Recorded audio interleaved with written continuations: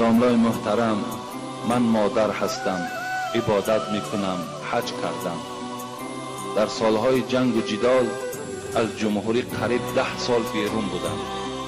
از شوهرم 4 فرزند دارم. وقتی برگشتم شوهرم زن گرفته است.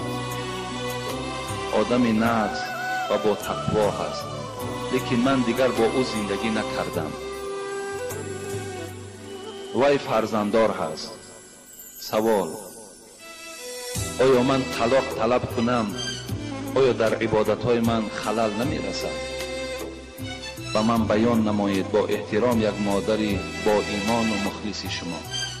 این مادر در دراهای این جنگی که بالای تاجیکان بود از جمهوری بیرون شده 10 سال وارد تاجیکستان نشدن.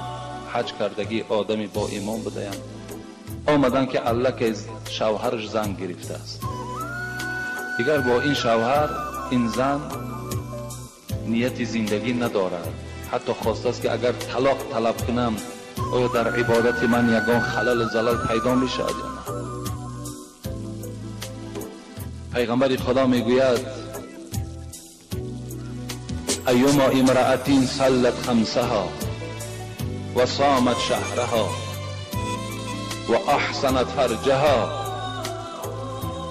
حدیث متن گوش کنیم. کدام زنی که 5 وقت نماز میخواند، کدام زنی که ماه رمضان روزه میگیرد، کدام زنی که به زنا نزدیک نمی شود، کدام زنی که حج میکند، اینها را بالا دا میگذاریم. در خبرش این مبتدا بود، خبرش دا میاییم. و اطاعت بعلها، حل کننده ان همین کلمه هست. اگر شوهرش از خودش راضی گرداند چی می شود؟ فلتدخل الجنة من ای ابواب شاء. پیغمبر گفتند مادام حاجی باشد، مادام 5 وقت نماز خواند، مادام روزه ماه مبارک روزه گیرد، مادامی که از زنا خودش نگه دارد و در آخر از همه ضرورتر شوهر از او راضی باشد، وارد جنت شود از هر دروازه‌ای که می‌خواهد.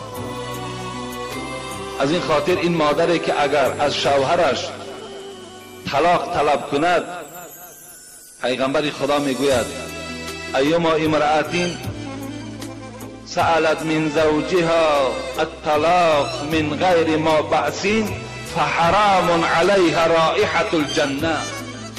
اگر کدام زنی که از شوهر طلاق طلب میکند که مرا طلاق ده، هیچ مسئله مهمی در بینشان پیدا نشده است. پیغمبر خدا گو یقین داند همان زن که بوی جنت برای او حرام گردید، بوی جنت به مشامش نمیرسد. اگر چندی حاجی است، اگر چندی 5 وقت نماز میخواند، اگر چندی که زناکار نیست، اگر چه زنی با تقواست، لیکن وقتی که شوهر گو که طلاق کن مرا، الله که بوی جنت به مشامش نمیرسد. از این خاطر از این مادر من چی خواهش دارم؟ همین است که زندگی تا برقرار کن. با که ندارد در این 10 سال نبودن تو این شوهر چیکار کند؟ چیکار کند؟ کدام شوهر در نبودنش عائله خود زن نمیگیرد؟ و زن گرفتن گناه نیست که آخه زن گرفت با که ندارد.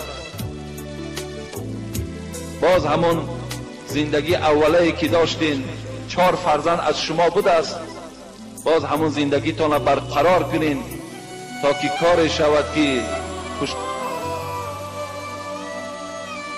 زندگی اولی که داشتین 4 فرزند از شما بود است، باز همون زندگیتان را برقرار کنین تا که کار شود که پشیمانی دیگر برای تو نیاید.